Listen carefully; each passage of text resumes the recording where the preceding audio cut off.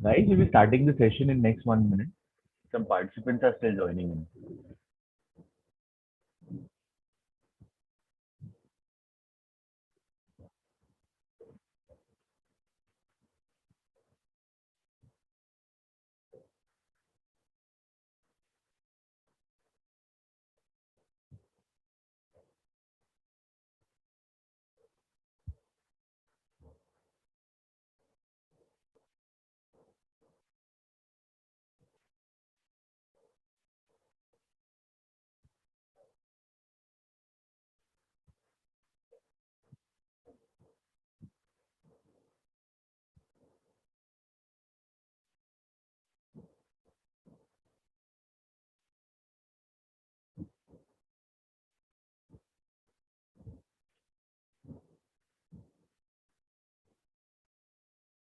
Good morning, everyone.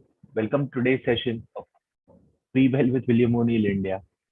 So before we go ahead with the session, I'd like to give a small disclaimer that any security we'll be discussing in today's session should not be considered as a buy or sell recommendation, and we'll be just doing it for educational purposes.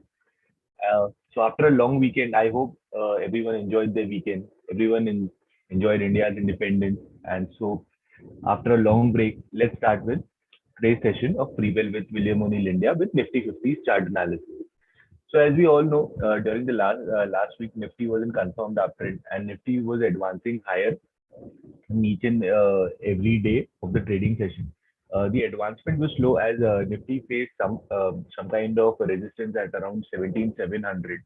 And but the good part is that with FIs, your investors are buying mainly on the FI side coming back in, you can see uh, the volumes the volumes happening. So you can see good accumulation on the Nifty front. With volumes coming in, Nifty was advancing higher. So that is a really good sign. Going forward, if we talk about it, the next major resistance for Nifty can happen for earlier highs, such as around 18,100, 18,300.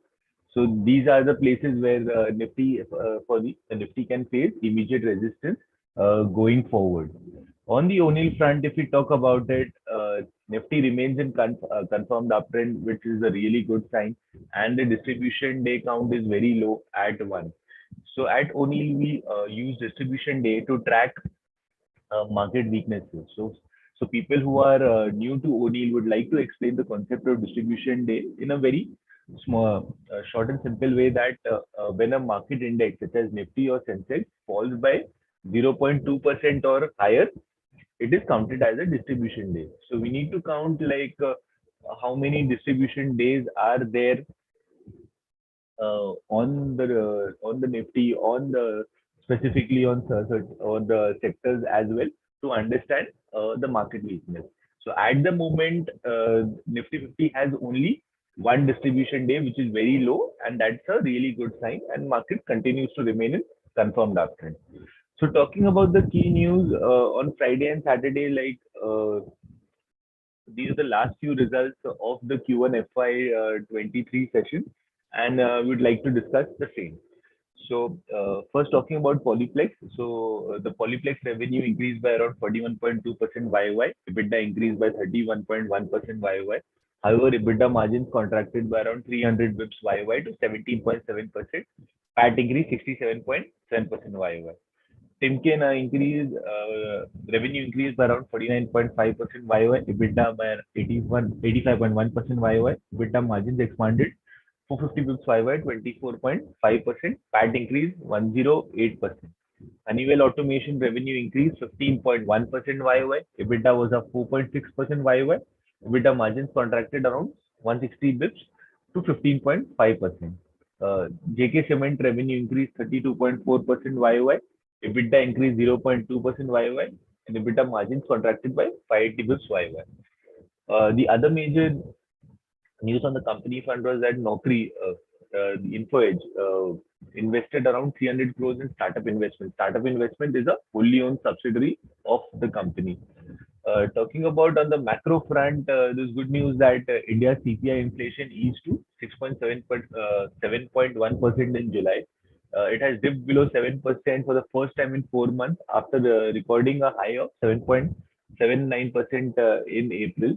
But if you still look at the headline inflation number of 6.71%, it's still above the tolerance band for RBI, which is around upper tolerance band for RBI, which is around 6%. But the good part is that you can see the uh, number dipping from about 7% to 6.7% now, and according to RBI estimates as well, and the street estimates as well, should decrease in the coming time.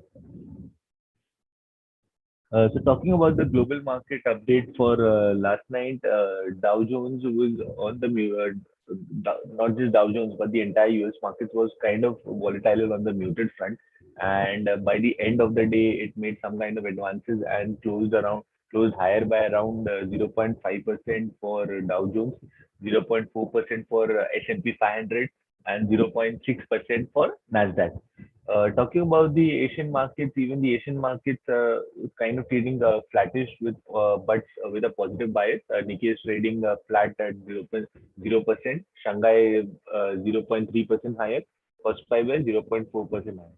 So crude oil is trading at around $94 a barrel. The last time we discussed at during on Friday was around 99. So demand concerns is really coming on the forefront for crude oil, and that's why crude oil has been declining.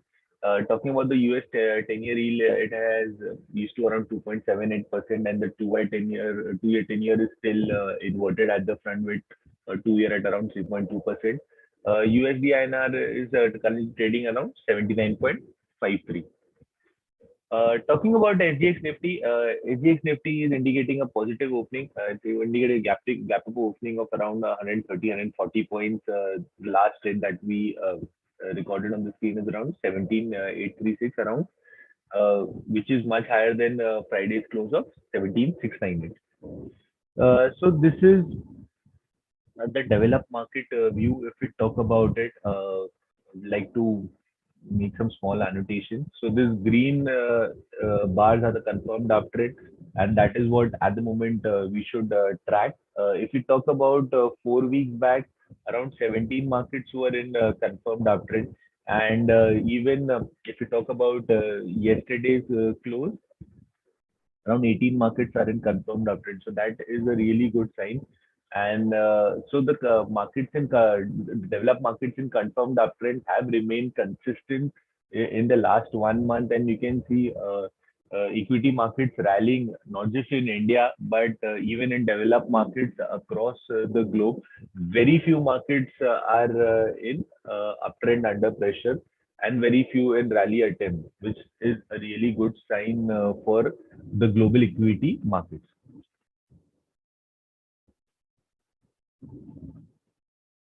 So similarly, talking about emerging market indices as well. So emerging market indices were probably the late movers if we compare it with your developed market indices.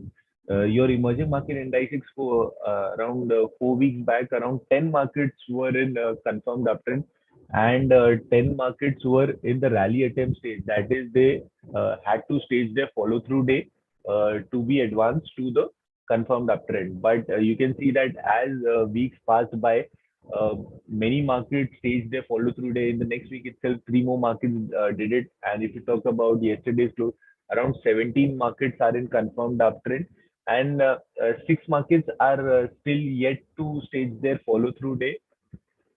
And let's see if they are able to do that in the coming time or not.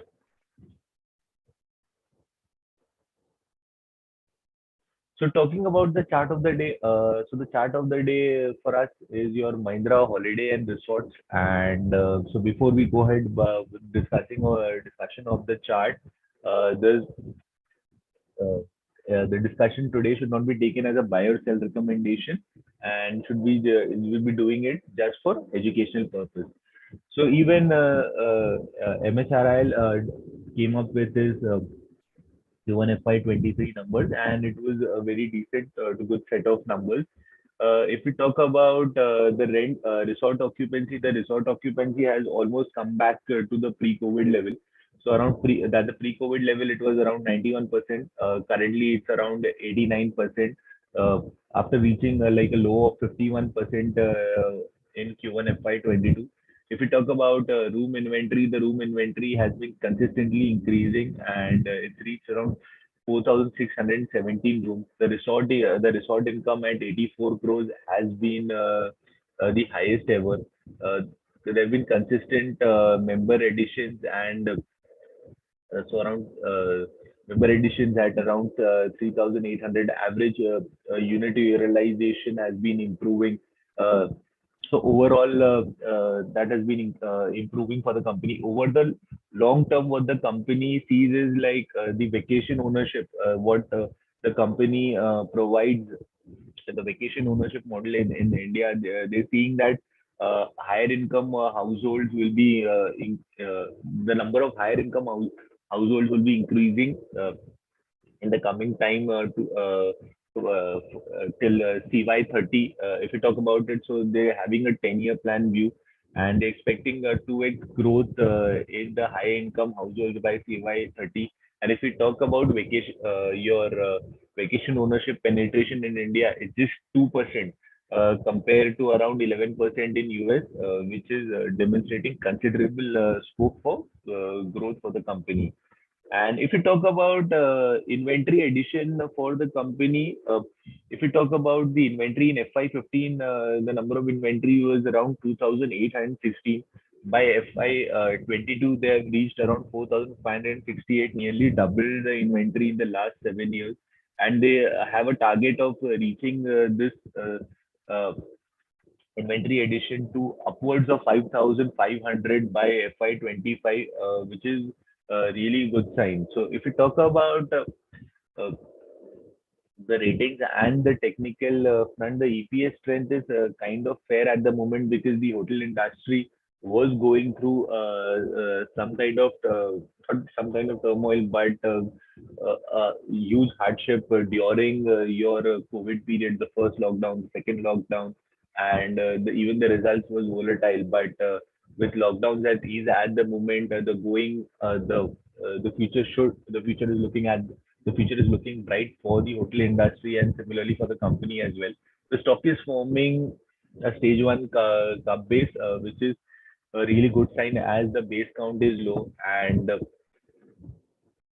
in the last few sessions, the stock has been moving higher on above average volumes, which can be considered a really good sign for the stock with your RS line moving higher.